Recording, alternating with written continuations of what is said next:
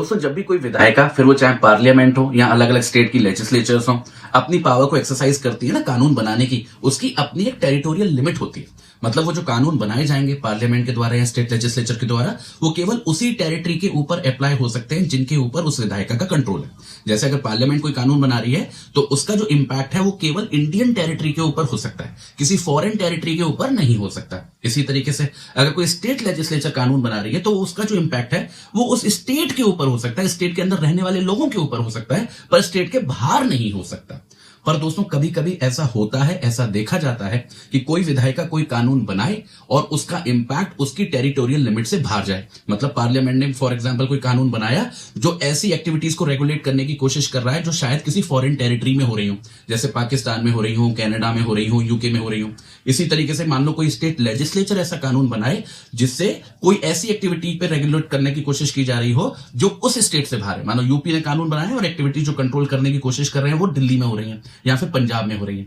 तो अगर कभी भी ऐसा होता है ना तो हम सीधे तौर पर उस कानून को गलत नहीं बोल देते, खराब नहीं बोल देते। हम एक डॉक्ट्रिन की तरफ देखते हैं, जैसे बोलते हैं डॉक्ट्रिन ऑफ टेरिटोरियल नेक्सस। इसका मतलब होता है कि अगर कोई कानून बनाया गया किसी विधायिका के द्वारा, भले ही वो ऐसी एक्टिविटीज पे इंपैक्ट डाल रहा हो जो उसकी टेरिटोरियल लिमिट्स के बाहर है, तो हमको ये देखना होगा कि उससे, उस कानून से या उस एक्टिविटी से जिसको वो रेगुलेट करने की कोशिश कर रहा है, क्या कोई भी ऐसा इंपैक्ट क्रिएट हो रहा है उस टेरिटरी के अंदर जिसके ऊपर उस पार्लियामेंट की या स्टेट लेजिस्लेचर की पावर है। जैसे फॉर एग्जांपल अगर एक्टिविटीज कंट्रोल की जा रही हैं वो जो कनाडा में हो रही हैं, अगर उन एक्टिविटीज का डायरेक्ट इंपैक्ट इंडिया के ऊपर है तो ऐसा लॉ बनाया जा सकता है। जैसे साइबर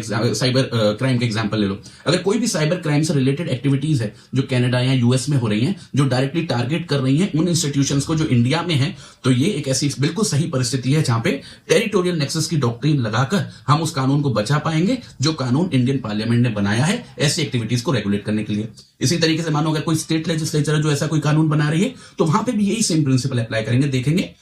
कि जिन एक्टिविटीज को रेगुलेट करने की कोशिश की जा रही है क्या उनका सीधा इंपैक्ट उस स्टेट की टेरिटरी के ऊपर पड़ता है। जैसे टैक्सेशन लॉ में बहुत देखने को मिलता है। मानो यूपी जो है वो कोई टैक्स लगा रहा है किसी भी प्रोडक्ट की सेल होने पर, और वो प्रोडक्ट जो है मान लो एंटायरली यूपी में ही प्रोड्यूस किया जा रहा है और कहीं प्रोड्यूस नहीं हो रहा, फिर वो चाहे कहीं पे भी जाके बिके, चाहे पंजाब में बिक रहा हो या एमपी में बिक रहा हो सकता है कि यूपी ऐसा कोई कानून बनाकर उस सेलिंग प्राइस को या उस पर लगने वाले टैक्सेशन को मोल्ड करने की कोशिश करे, कंट्रोल करने की कोशिश करे। तो अगर वो टेरिटोरियल नेक्सस साबित हो पाया और ये साबित हो पाया कि उस प्रोडक्ट के प्रोड्यूस होने पर उसका डायरेक्ट इंपैक्ट है, तो हो सकता है कि उस लॉ को सही माना जा सके।